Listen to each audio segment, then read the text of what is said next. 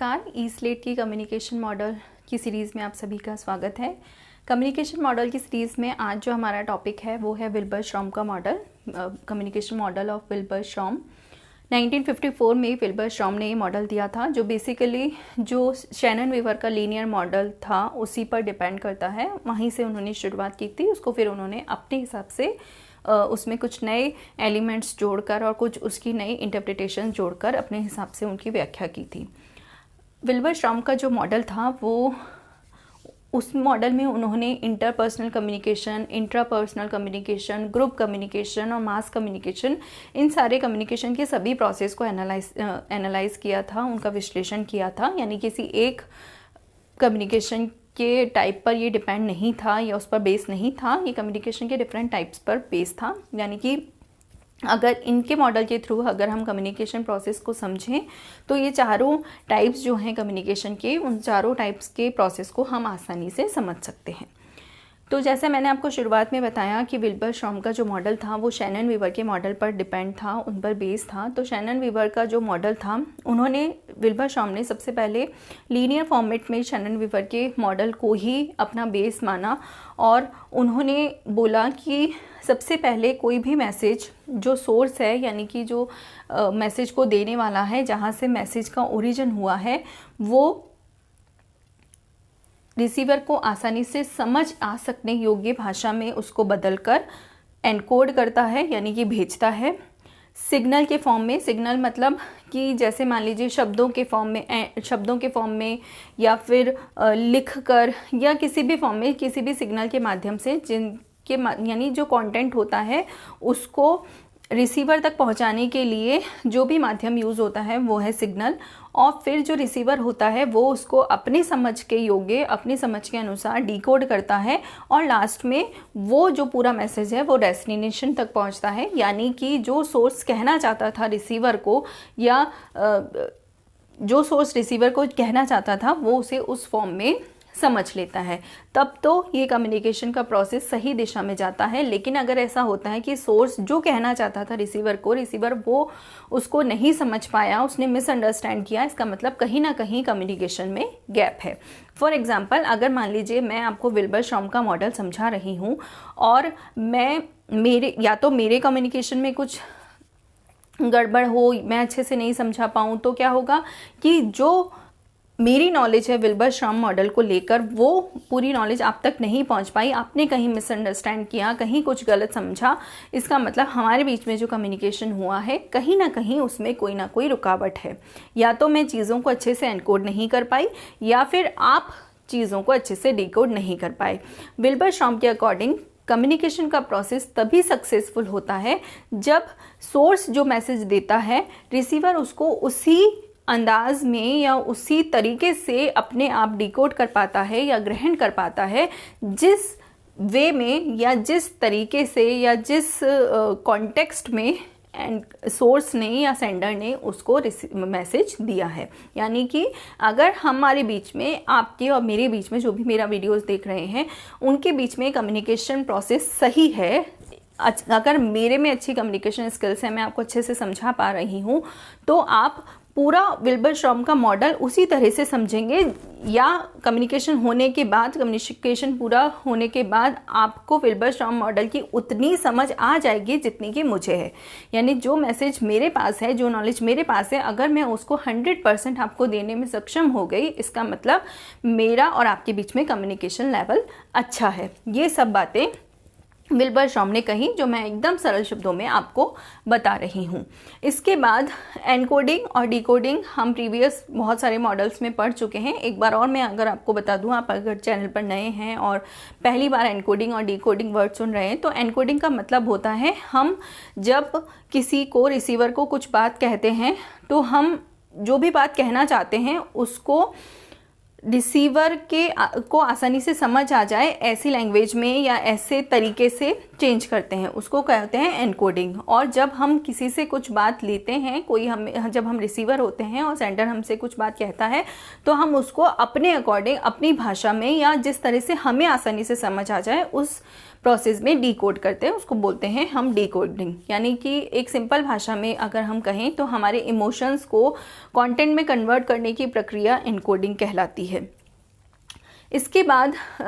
जो विल्बर श्रॉम का मॉडल जो आगे उन्होंने बताया, उसके अकॉर्डिंग उन्होंने क्या कहा, जो उन्होंने बेस माना था मॉडल, वो प्रक्रिया तो सेम वही चलती रही। उन्होंने एक नया पॉइंट दिया, that is field of experience. Field of experience मतलब अनुभव का क्षेत्र। अनुभव का क्षेत्र का मतलब यहाँ ये है कि जब एक टाइम पर इस वाले पार्ट को हमने सेंडर माना और इस वाले पार्ट को हमने रिसीवर माना, तो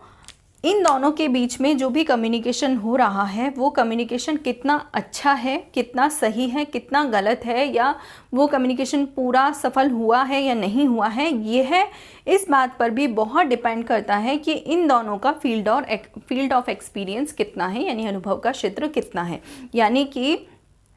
सेंडर को कितनी नॉलेज है अपने फील्ड में और रिसीवर को भी अपने फील्ड में कितनी नॉलेज है। फॉर एग्जांपल, अगर मैं सेंडर हूँ और मुझे खुद ही नहीं समझ आएगा कि विल्बर श्रॉम का मॉडल क्या है, तो हम जो भी अगर मैं कम्युनिकेट करूँगी वो मैं कितनी भी अच्छी तरीके से कम्युनिकेट करने की कोशिश करूँ, लेकिन वो रिसीवर को नहीं समझ आएगा क्योंकि मुझे ही नहीं पता, तो मैं उल्टी सीधी बातें करके जो है पूरा टाइम निकालने की कोशिश करूँगी। लेकिन अगर मुझे समझ आ रहा है, मेरा फील्ड ऑफ एक्सपीरियंस इस मॉडल के लिए अच्छा है या कम्युनिकेशन मॉडल्स के लिए अच्छा है, तो मैं आसानी से मेरे रिसीवर को उस चीज़ को समझा सकूँगी। दूसरी बात, दूसरा रिसीवर का फील्ड ऑफ एक्सपीरियंस भी डिपेंड करता है। ऐसा नहीं हो कि जो भी मेरे इस चीज़ को समझ रहे हैं, विल्बर श्रॉम का मॉडल इस टाइम पढ़ रहे हैं, उन्हें बिल्कुल कुछ भी नहीं आता, उन्हें यही नहीं पता कि कम्युनिकेशन क्या होता है, उन्हें यही नहीं पता कि मॉडल्स ऑफ कम्युनिकेशन क्यों हो दिए जाते हैं, तो फिर वो आगे की चीज़ तो समझ ही नहीं पाएंगे। यानी उस पर्टिकुलर टॉपिक के बारे में उनका एक्सपीरियंस है ही नहीं, उनको नॉलेज है ही नहीं। तो हमें और ये जब हमारा फेस टू फेस कम्युनिकेशन नहीं हो रहा, तो मैं एज ए सेंडर समझ ही नहीं सकती कि आपका फील्ड ऑफ एक्सपीरियंस कितना है, तो कहीं ना कहीं हमारे कम्युनिकेशन प्रोसेस में एक गैप आ जाएगा। इसके विपरीत अगर हम दोनों का फील्ड ऑफ एक्सपीरियंस सेम है, यानी कि आप लोगों में भी उतनी ही समझ है, उतनी ही समझ पाने की कैपेसिटी है जितना कि मुझे समझाने की है, तो इसका मतलब हमारे बीच में कम्युनिकेशन अच्छा होगा। ठीक है। दूसरी बात ये आती है कि जैसे मान लीजिए फील्ड ऑफ एक्सपीरियंस इस बात पे भी डिपेंड करता है, मान लीजिए कि मैं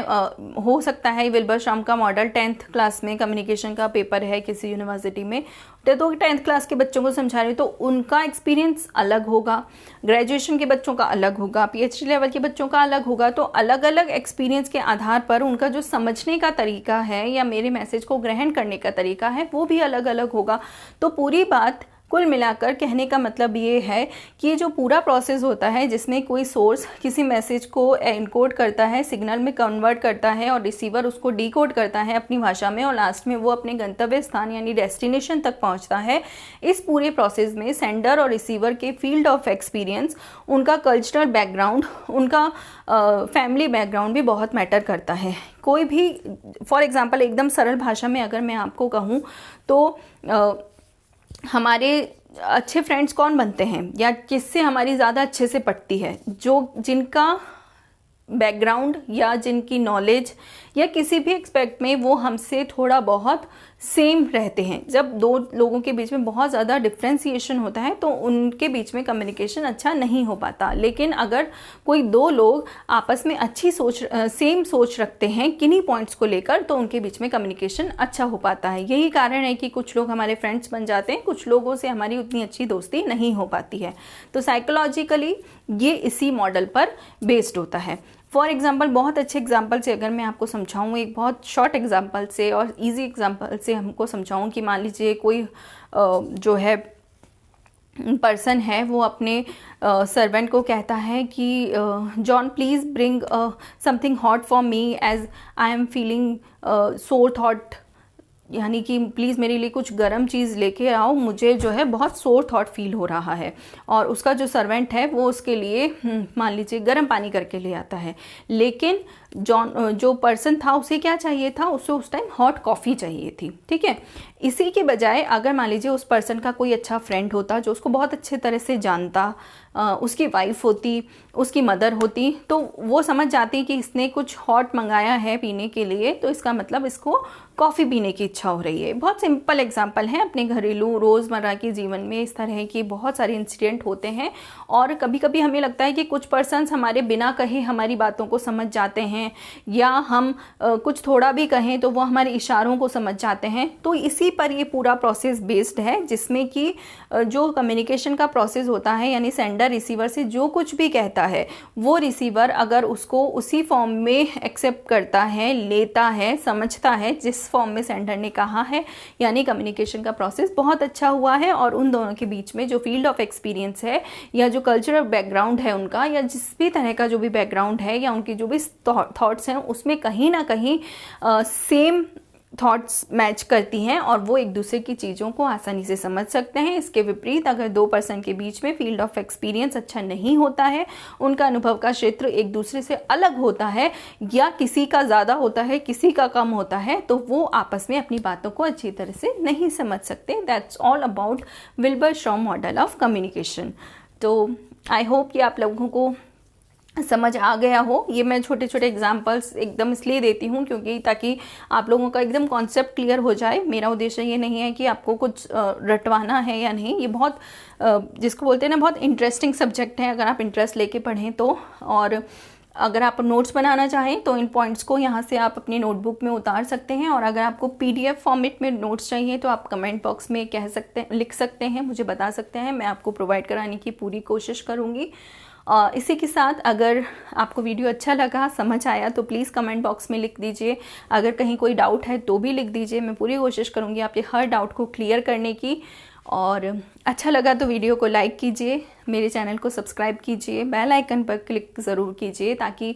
कम्युनिकेशन से रिलेटेड, मास कम्युनिकेशन से रिलेटेड, जर्नलिज्म से रिलेटेड सारे टॉपिक आपकी जो भी सिलेबस में हो, जर्नलिज्म के आप स्टूडेंट हों, टीचर हों, जिन्हें भी समझने हैं वो आसानी से समझ आ सकें। Thank you.